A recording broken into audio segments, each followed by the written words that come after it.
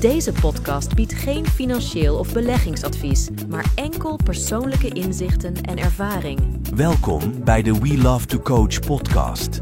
De podcast over financiën, beleggen, de huizenmarkt en veel meer. Hi, ik ben Tom Lassing en ik ga hier samen met mijn dochter Amber het hebben over de risico's van beleggen met Neo Finance. Ja, maar ze zeggen, beleggen neemt risico's met zich mee. Dat is een standaard zinnetje. We gaan kijken hoe Neo Finance deze zoveel mogelijk beperkt eigenlijk. Of kleiner maakt. En daar gaan we het eigenlijk over hebben. Want we beginnen met het grootste. Ja, van groot naar klein willen we eigenlijk een beetje gaan. En het eerste deel is Litouwen. Dat is natuurlijk een groot risico. Het heeft misschien ook een slechte reputatie voor mensen uit Nederland. Nou ja, onterecht. Neo Finance is natuurlijk een Litouws bedrijf. Ja. En heel veel mensen van boven de 50 die denken nog aan Litouwen als deel van de USSR. En delen van Rusland dus eigenlijk. En dat is totaal niet meer het geval. En Litouwen is Europees land, heeft de euro, is lid van de EU en is lid van de NAVO. Het is een Europees land, het wil niets met Rusland te maken hebben. Het ligt ook niet tegen Rusland aan. Het ligt namelijk tegen Wit-Rusland en tegen Letland aan. En het heeft wel Kaliningrad als Russisch grondgebied dan, maar ook Polen. Dus het is een land dat heel modern is, helemaal gericht op internet, helemaal gericht op West-Europa. Dus dat oude idee, dat is er niet. De economie is ook heel modern, maar mensen verdienen er wel veel minder als dat wij gewend zijn in Nederland en België. Maar dat heeft ook te maken met Nederland en België liggen in het centrum van de EU en geld rolt altijd naar het centrum. Dat zie je in Nederland al. Den Haag is het centrum, daar rolt het geld heen. En Groningen, Zeeland, Limburg, dat zijn de armste provincies. Nou, dat geldt dan op Europees gebied, geldt dat ook. Maar in Litouwen is bijvoorbeeld wonen heel goedkoop. Nou, dan betekent dus dat je daar ook geen inkomen voor nodig hebt, of veel minder inkomen. Dus dat ze daar veel minder verdienen, is dan ook veel minder een probleem, want leven is daar veel goedkoper. En wat verdienen mensen ongeveer op maandbasis? Nou, het gemiddelde netto loon in Litouwen ligt op ongeveer 750 tot 800 euro. Dat lijkt dus heel weinig, maar ja, je kan er wel veel van leven. Ja, als je minder hoge kosten hebt inderdaad. Ja. Daar zou een brood niet tegen de 4 euro aan zitten. Nou, of het met brood is, weet ik niet. Maar ik weet wel dat wonen daar echt spotgoedkoop is. En mensen hebben daar dus allemaal hun huis bijna allemaal zonder hypotheek. Want een huis is zo goedkoop, dat kan je gewoon betalen. En dus wij hebben eigenlijk een huis, daar heb je bijna altijd een hypotheek aan vasthangen. Dat is een uitzondering daar hoor, dat je een huis koopt met een hypotheek. In principe hoeft dat niet. En je ziet dus ook mensen van 22 die al een eigen huis hebben. Nou, dat kennen wij in Nederland bijna niet meer. Dat is zo uitzonderlijk. Ja, daar kan dat. Het land is relatief groot, maar er wonen er maar een paar miljoen mensen. Het is net zo groot als Nederland en België samen. En er wonen dan 4 miljoen mensen. Ja, dan heb je ruimte. Ja, inderdaad. Dus eigenlijk qua risico is Litouwen goed te doen, zeg maar. Ja, want ik denk als je bang bent voor bijvoorbeeld oorlog in Rusland, het is deel van de NAVO. Dus dan is artikel 5 zegt, als het één land wordt aangevallen, dan worden we allemaal aangevallen. Of je dan in Nederland zit of in Litouwen, maakt niet zo heel veel uit. Dus in die zin, dan heb je echt wel een oorlog. Dan is het een totaal andere situatie. En dan is welke belegging dan ook is onveilig. Ja, precies. Oké. Het volgende punt is, wat nou als Neo Finance failliet gaat? Ja, en een belangrijke vraag die ik eigenlijk altijd krijg. Hè? Maar Neo Finance is in feite niet meer dan een administrateur. Die zorgen ervoor dat alles goed werkt. Contracten staan op het naam van de lener en de uitlener. Dus wie het administratie voert, boeit niet. Nou, ik verwacht niet dat Neo Finance ooit failliet gaat, want ze bepalen hun bedrijfsmodel op basis van hun inkomsten. En die zijn aan aanleiding van die lening. Iedere lener betaalt Neo Finance. En zolang ze zo goedkoop zijn als nu voor de leners, krijgen ze voldoende omzet. Dus ik zie niet in waarom ze failliet zou moeten gaan. Maar stel je voor dat dat gebeurt. Ja, dan komt er een curator en die kan een ander administratiekantoor gaan aanstellen. En er is geld, want Neo Finance moet ook een bepaalde basis moeten ze neerleggen als een zekerheid. Dus er is geld, zou dat misgaan. Dus, ja, dat is geen probleem waarmee je zou zeggen, ja, dan wil ik niet beleggen bij Neo-Finance. Dat mag het probleem niet zijn. Nee, en de leningen staan toch ook niet op hun naam? Nee, dus dat is zeker. Het is nog steeds, die lener moet blijven betalen. En het contract staat op je eigen naam. Ook jouw rekening bij Neo-Finance, die heb je niet bij Neo-Finance, die heb je bij de Centrale Bank van Litouwen. En Neo-Finance kan daar niet aankomen. Die rekening, wat daarop staat aan cash, is ook verzekerd depositogarantiestelsel 100.000. Maar daar staat in principe bijna nooit geld op, want je hebt alles in leningen staan als alles goed is. Rente en aflossing wordt gestort op die lening en daar kan Neo-Finance verder niet aankomen. Als jij zegt, je mag niet meer herinvesteren, dan mag er ook niet meer gaan worden herinvesteerd. Dus dan komt Neo-Finance ook niet aan die rekening. Nee. Okay. Dus. Nou, als je dan kijkt naar welke risico's een lening met zich meeneemt, daar heb je zelf natuurlijk invloed op, want je kan zelf kiezen wat voor soort lening je kiest. Ja. Maar waar kijken we dan naar? Nou, je hebt het risicoprofiel. Neo-Finance bepaalt al het risicoprofiel aan de hand van het verleden van die persoon en aan de hand van de kennis die Neo-Finance heeft over die leningen die er allemaal zijn verstrekt. En er is heel veel bekend van de leners. Dus in die zin, iedere lener heeft een kredietwaardigheid en die wordt dan beoordeeld. En Neo-Finance gebruikt Artificial Intelligence, AI, om dus die beoordeling zo goed mogelijk te doen. En dat doen ze op basis van al die leningen die ze al verstrekt hebben. Daar weten ze van wie heeft dat geleend, hoe oud was die, was het een man, was het een vrouw, had hij werk, nou dat soort zaken. En op basis van die groepsindeling die ze dan kunnen maken, kunnen ze zeggen, nou iemand die komt lenen, die valt dan in een bepaalde groep. En dat betekent zoveel uitval, dus de rente is zo hoog. Nou en dan daarmee wordt dus eigenlijk die risicobepaling wordt al door Neo-Finance bepaald door een A+, een A, een B, een C of een C-. En jij bepaalt als uitlener waar je in wil beleggen. Wil je A+, dat is het meest veilig, er zit ook een 100% garantie op. Dat het openstaande bedrag wat er nog is, dat betaald wordt door Neo-Finance. Als je dat wil, ja prima, maar die leningen die gaan voor 5 tot 9%. Heb je de andere leningen, dan is er maar 50% garantie. En ik gebruik die garantie eigenlijk nooit. Maar heb je die andere leningen, dan gaat het van zeg maar zo'n 7% tot 27%. Maar ja, die C-leningen, dat is een hoger risico. Maar daarom krijg je 27%. Dan kom je netto misschien maar op 15%. Ja, maar het is wel 15%. Maar je hebt wel veel uitval, daar moet je tegen kunnen. Hè? Dat is echt heel lastig hoor. Want toen ik begon met Neo-Finance dacht ik van, ik zet alles op C-leningen in. En ik schrok me kapot. Bijna al die leningen betaalden niet op tijd. Want zeker die C-leningen, die mensen hebben de discipline niet. En dan is het moeite kost ze om te betalen. Dus ik was begonnen met Neo-Finance, €500 gestort. Alle leningen te laat. Nou, toen dacht ik, wat heb ik dan nu aan mijn broek hangen? Waar ben ik aan begonnen? En pas na een paar maanden begonnen ze alsnog te betalen. Ja, en dan is het eens van, ja, hij is 25% lening, 27%. Toen kwam het binnen.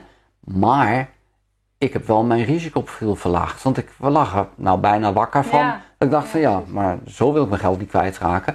Dus ik ben toen naar A- en B-leningen gegaan. En nu zit ik weer op B- en C-leningen. En ik koop ook wel eens A-leningen. En ook wel eens C-, maar B en C zijn degene waar ik het meest in zit. Dankzij die AI is dan ook het rendement is dan ook relatief het hoogst. En ja, het risico wordt daarmee enorm beperkt. Maar het risico bepaal je dus niet alleen op die A+ of B, maar ook wat voor persoon wil je aan uitlenen. Stel je voor dat je buurman komt van, ja, kan je me geld lenen? Dan wil je wel weten, heb jij een baan?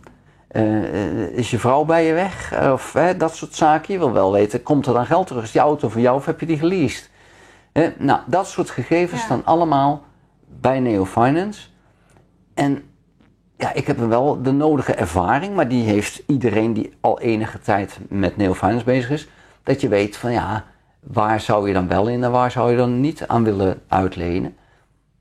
Maar met AI bepaalt Neo-Finance in feite per groep al van ja, met dit risico kom je dan ongeveer hierop uit. Maar ik heb wel bepaalde voorkeuren. Ja, kan je een van die voorkeuren benoemen? Ja, Ik leen bijvoorbeeld niet uit aan jonge mannen die alleenstaand zijn, zonder kinderen, dus ook niemand afhankelijk van ze, onder de 28.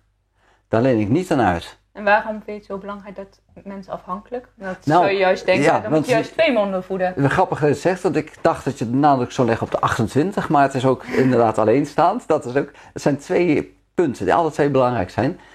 Als iemand een ander heeft waar ze voor moeten zorgen, een partner of een kind, dan hebben ze een bepaalde verantwoordelijkheid. En dus zullen ze ervoor zorgen dat ze geld hebben. En dat is wat makkelijker. Een jonge man die geen ander heeft om voor te zorgen, heeft geen zorg in de wereld. Dus die heeft een lening, die ga ik niet meer betalen. Dat denkt hij dan, totdat hij uiteindelijk, en dan gaan we het hebben over de procedure van Neo-Finance, totdat hij uiteindelijk bij de rechter komt. Neo-Finance begint, als we even de procedure doen van als iemand niet betaalt, dan gaat Neo-Finance bellen. En dan krijgen ze e-mailtjes. En dan vervolgens, als ze dan niet reageren, na 3 maanden, dan krijgen ze een brief dat de lening gaat worden opgezegd en dat de lening gaat worden aangemeld bij de rechtbank. Nou, als je dan nog steeds niet reageert, dan heb je een behoorlijk blok voor je hartjes. Ja. Maar oké, er reageert iemand niet. Dan moet je naar de rechter. Dan kom je bij de rechter. Als je niet komt, dan zal de rechter direct zeggen, oké, de eis, de lening stop te zetten, wordt toegekend. En de lener moet alles terugbetalen. En hoe werkt dat dan? Nou, dat betekent dan dat de rechter zegt, hier is een deurwaarde. En die deurwaarde gaat beslag leggen. Die gaat naar die persoon toe. En die gaat dus in feite kijken, is er wat om beslag op te leggen. Nou, dan kan het best wel zijn dat die jonge man niks meer heeft. Hij heeft alles opgemaakt, lekker aan het stappen gewoon, alles is op. Nou prima, leggen we beslag op al die rekeningen. In Litouwen is alles via internet. Alles is digitaal. En daar wordt dus beslag op gelegd. Dus diegene kan niks meer. Hij kan niks meer kopen, kan geen abonnement meer afsluiten, want het moet via die rekening. Ja. Dus alles wat hij doet, moet hij via die bewindvoerder, moet hij vragen of hij dat alsjeblieft mag. Alle inkomsten die hij heeft, komen op die rekening en die bewindvoerder bepaalt van, nou is dat een bepaald minimum. En als meer is dan dat, dan is het eerste wat gebeurt is dat het geld afgaat naar de geldverstrekkers. Dus als iemand zover komt en hij heeft of zij een mogelijkheid om er onderuit te komen, dan willen ze er wel onderuit komen, want dan hebben ze weer vrijheid. Ja, want die vrijheid is compleet weg op het moment dat de deurwaarder in beeld is gekomen. Er zit geen tijdlimiet aan. Dus als dan iemand op zijn 25ste het doet en niet terugbetaalt, ja, 35, een partner gevonden, maar nog steeds die schuldsituatie. Nou, dat maakt je een stuk minder interessant in de markt, zullen we maar zeggen. Precies. Dus ze willen heus echt wel betalen als ze het kunnen. En moet je hier zelf ook nog iets aan doen? Nee, dat is mooi, je hoeft er niets aan te doen. Wordt allemaal geregeld door Neo-Finance. Kost je ook niks. En op het moment dat hij wel begint te betalen, moet hij ook betalen over die vertraging. Ja, dus eigenlijk is het gewoon een beetje interessant als mensen te laten betalen. Zeker als de rente gedaald is. Als die rente gedaald is, als je een lening hebt verstrekt 25% en de rente is nu 18%, ja, dan heb je zoiets van betaal maar veel later. Want als ze maar betalen, dat is wel, uiteindelijk moeten ze wel betalen. Stel je voor dat iemand ziek wordt of overlijdt, ja, dan wordt het niet meer betaald. Nou, dan kan je kijken of je die lening kan verkopen in de secundaire markt. Want de garantie van Neo-Finance is heel beperkt. Behalve A+, maar al die anderen zijn niet interessant. Die hebben namelijk op ongeveer 100 dagen komen ze van ja, je kan nu je lening terug laten kopen voor 50%. Moet je niet doen. Dat is gewoon niet interessant. Maar stel je voor dat je ziet van nou, deze lening, ik heb er geen vertrouwen meer in. Dan kan je hem in de secundaire markt, tweedehandsmarkt, kan je hem verkopen. En je bepaalt zelf of dat is met een korting of een premie. Je kan namelijk ook leningen die heel goed lopen met een premie proberen te verkopen. Ja. Alles kan. Het is niet gezegd dat er iemand hem wil kopen, maar je kan het wel proberen. Maar ook met een korting. Dus je hebt een slecht lopende lening. Je zegt, ik probeer het dus met 30% korting. Ja, misschien wordt die wel gekocht. En dan kan je met dat geld weer een nieuwe lening uitzetten die wel direct rendement oplevert. Nou, er zijn mensen zoals ik, die dan dat soort slecht lopende leningen af en toe gewoon opkopen. Ze zeggen, nou, een deel van het geld zet ik in dat soort leningen. Ja. En dat is voor mij een leuke hobby, extra rendement proberen te krijgen. 1 lening maakt 5 slechte leningen dan voor mij goed. Daarom heb ik zoiets van, ik probeer het. Maar ja, het is natuurlijk wel extra risico. Ja precies. Daar bepaal je ook uiteindelijk zelf weer voor. Ja, en het hoeft niet. Maar je bepaalt het zelf. Ja. Maar het hoeft echt niet. Je kan echt met die nieuwe leningen, kan dat ook helemaal prima. En er zijn genoeg nieuwe leningen in de markt om iedere keer nieuwe leningen in te zetten. Het is niet zo dat de markt altijd even vol is. Vorige week... Vraag aanbod. Ja, vorige week was het hartstikke druk. En vanochtend waren er maar 7 leningen die er open stonden. En vorige week waren er wel 30. Nou, het kan ook wel eens, zeker als er feestdagen in het spel zijn, dan wordt het systeem komt uit balans.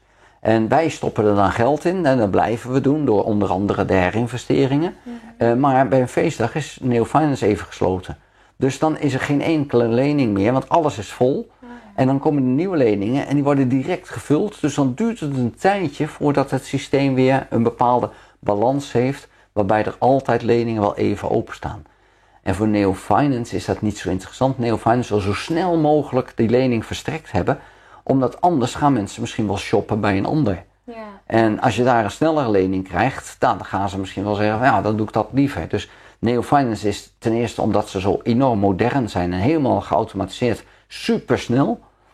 Maar er moet wel geld zijn om dat dan te vullen. En nou goed, als dat er is, ja, dan wordt zo'n lening gewoon binnen een paar uur verstrekt. Ja.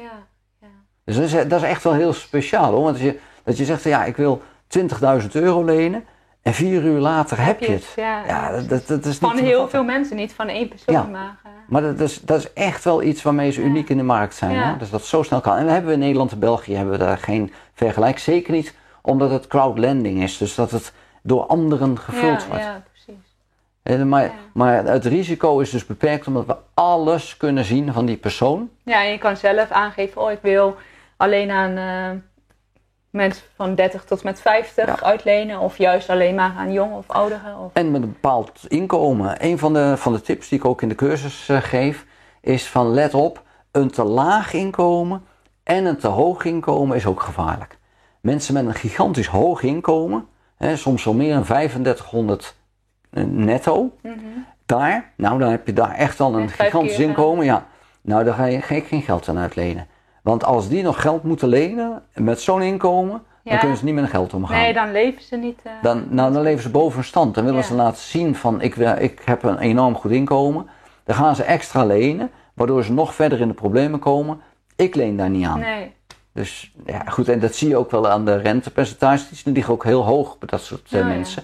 Ja, gewoon dat je weet van dit gaat vaak mis. Ja, dus eigenlijk kan je het zelf bepalen, je risico, door middel van de kenmerken die je wel of niet aanzet. Bij Neo Finance, die houdt het risico dan zo laag mogelijk door AI in te zetten.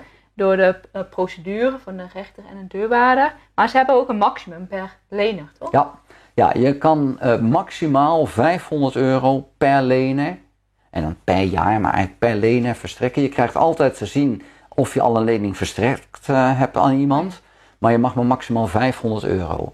Neo Finance en een institutionele belegger op dat platform mogen wel meer. Maar Neo Finance heeft nu wel van de toezichthouder te horen gekregen dat ze daar heel terughoudend in moeten zijn.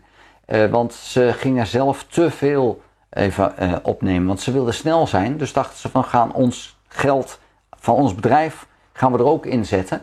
Om die leningen maar snel te vullen. Maar dat mag dus niet meer. Want daar komen ze op de verkeerde stoel te zitten. Want dan zitten ze bij ons op de stoel. Ja, precies. En dat is niet de bedoeling. Dus daar hebben ze dus paal en perk aan gesteld. Dus dat kan dan wat minder.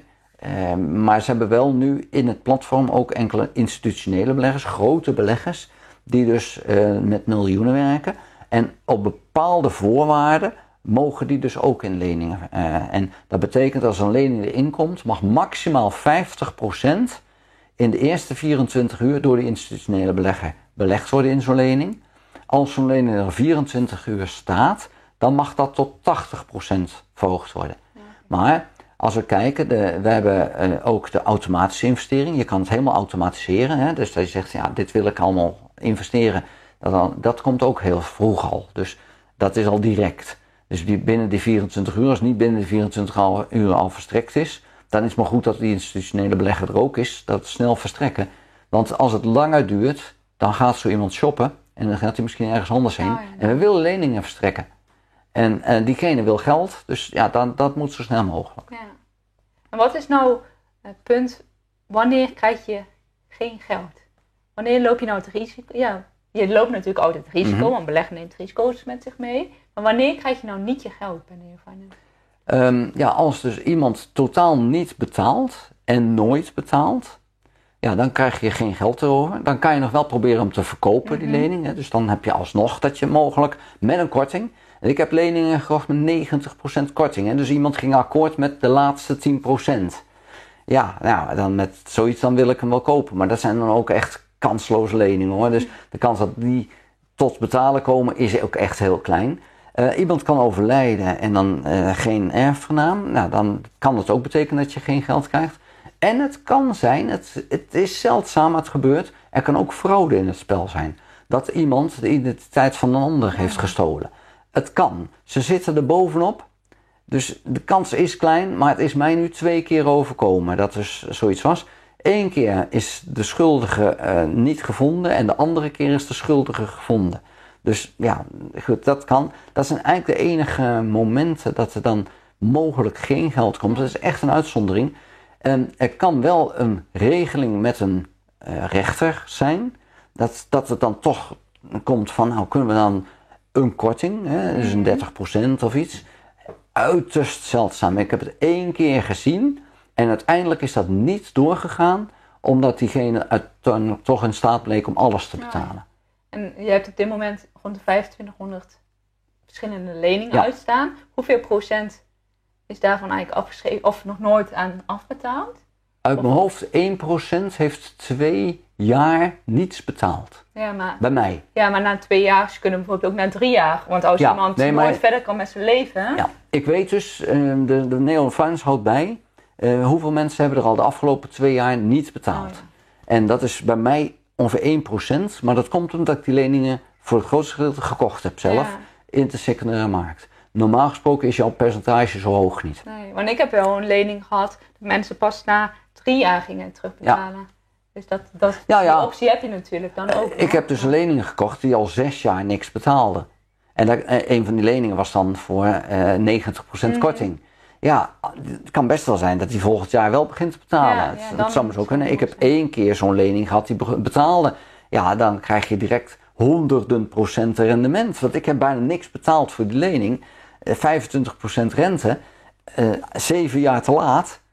Gaat een gigantische klapper worden. Ja. Als die maar blijft betalen. Ja, ik heb dubbeltjes betaald en ik krijg tientjes terug. Precies. Op die lening. En als er mensen overlijden, dan maakt het... Ja, het is natuurlijk vervelend dat je dat geld niet krijgt. Maar dat risico heb je dan ook zelf in de hand door bijvoorbeeld maar kleine bedragen aan iedereen uit te lenen. Ja, dat. Dus hou het beperkt. Ik heb mijn privé-account zit ik ongeveer op €35 per lening. In mijn zakelijke account zit ik iets hoger. Dan zit ik op 85 ongeveer per lening. Sinds kort mag je ook zakelijk bij Neo Finance beleggen. Dat betekent dus dat je bedrijf er mag investeren. Nou, dat vond ik ook wel heel handig. Maar privé heb ik dan €35 gemiddeld per lening. En ja, dan is het bedrag wat je verliest niet zo heel groot. Nee, maar vergis ook niet, het is op basis van annuïteiten. Dus als iemand overlijdt na 3 jaar, is er al een heel deel van die lening al terugbetaald. Dus dan is het ook geen €35 meer, maar is misschien maar €20. Daarnaast kan het zijn dat er toch uit de boedel nog geld beschikbaar komt. Ondanks dat er geen erfgenaam is. Als er een erfgenaam is die zegt, ik wil de erfenis, dan moet hij ook de schuld netjes overnemen. Dus dan wordt alles betaald. Op het moment dat er geen erfgenaam is en de overheid pakt hem, dan kijkt de overheid, zijn er nog assets, zijn er nog bezittingen? En zo ja, is er dan nog geld over om te verdelen aan degene die nog een claim hebben. En Neo Finance regelt het allemaal voor je. Dus als dat zo is, dan wordt die claim ingediend. Ja, dan krijg je daar ook nog, ik heb de laatste keer, ik geloof 30% of zo gehad van zo'n claim. Nou ja, het was toch nog mooi. Alleen het was 30% van de overgebleven gelden. Dus stel je voor, ik had €35. Er was al €20 op afgelost, dus €15 over.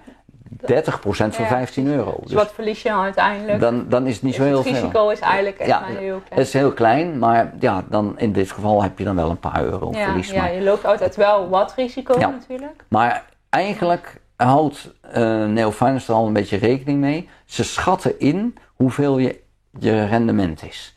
Nou, je hebt het enkelvoudig, dus zonder herinvestering. Daar zit ik op 10,56 op dit moment. En je hebt na herinvestering.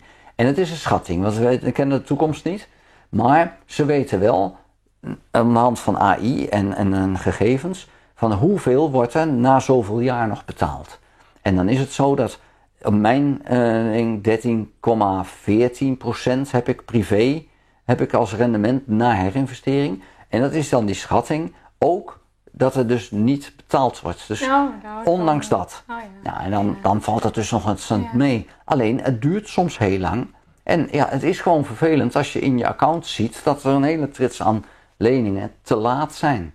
Ja, dan moet je wel een beetje tegen kunnen. Ik vind het zelf altijd wel, niet fijn, maar ook wel. En dan denk ik altijd, die gaan later lekker veel moeten betalen. Ja, die moeten er heel veel inhalen. Ik denk dat wel de meesten gaan uiteindelijk toch wel betalen. Ja. Dus uiteindelijk verdien je enorm veel op leningen die niet veel te laat betalen. Eigenlijk. Als ze maar betalen, dan schuift dat allemaal door.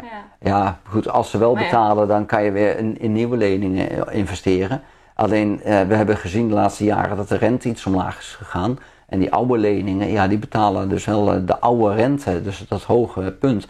Daarom ook in die secundaire markt, die hoge leningen van vroeger, als ik die kan kopen met een flinke korting, vind ik interessant. Maar ja goed, dan ben ik ook echt wel een rasbelegger eigenlijk, dus ik vind het ook wel leuk. En dan moet je liggen en dan moet je ook de hobby in zien, want het kost je ook wel weer tijd. Dus een beetje leuk vreubelen met dat ding.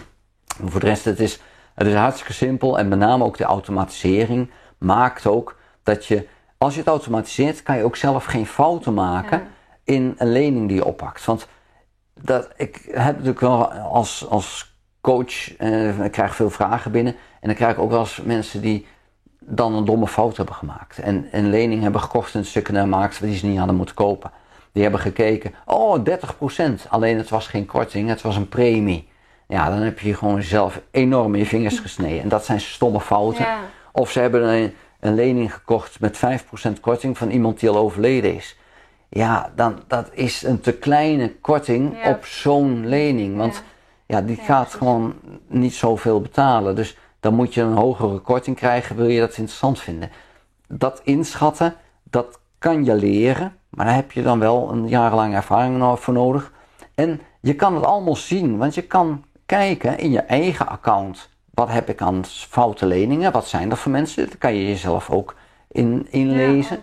Maar je kan ook in de secundaire markt kijken van wat staan daarin. Want al die gegevens, ook hoe ze te laat zijn, alles staat erin. Dus bij de secundaire markt, als je daar een lening koopt, je kan er alles over vinden. Dus je koopt niet een lening zo van, ik gok maar wat. Nee, je weet precies wat je koopt. Ja, ze kennen geen privacywet zoals in Nederland. Nee, ik zou ook niet zo graag willen wonen in Litouwen met hoe ze daar omgaan. Alles is digitaal. Dus op het moment dat je daar de toegang niet meer hebt, omdat je bijvoorbeeld de lening niet af hebt betaald, dan ben je daar zuur, hè? Want je wordt gewoon afgesneden van de maatschappij. Dus ik zou dat niet willen, maar die mensen wonen daar, die weten niet beter. Maar daarom betaal ik in Nederland veel cash, maar dat is een heel ander verhaal. Gaan we het de andere keer over hebben. Ja, dat is een goeie. En zoals je hoort, zijn wij zo enthousiast over Neo Finance, omdat je dus zo'n laag risico hebt. Eigenlijk door alle punten die we genoemd hebben. En daarom zeggen we ook eigenlijk altijd van, ga beginnen met Neo Finance. Beleg erin. Het is zo'n laag risico en zo'n hoog rendement. Wil je daar nou meer over weten? Ga eens kijken bij onze cursus op www.welovethecoach.com voor meer informatie over de cursus, maar ook nog meer informatie over Neo Finance. Dank voor het kijken. Houdoe. Doeg. Deze podcast werd mogelijk gemaakt door We Love to Coach. Kijk op welovetocoach.com voor meer informatie.